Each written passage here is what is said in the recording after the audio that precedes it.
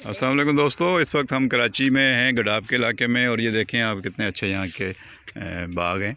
और ये आप देखें इसमें माल्टे और ये सारे जो हैं उन्होंने पौधे वौधे यहाँ लगाए हुए हैं। यहाँ पे 3-4 चीज़ें यहाँ पे आपको आराम से मिल जाती हैं।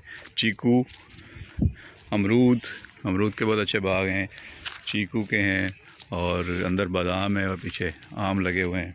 तो काफ़ी अच्छी यहाँ पे इन्होंने फसल तैयार की हुई है। ये कराची में आप देख सकते हैं हरियाली। गडाब बहुत ही सरसब्ज शादाब इलाका है। लोग समझते हैं कराची में हरियाली नहीं है, तो ये आप देख लें कराची में कितने खूबसूरत बाग हैं।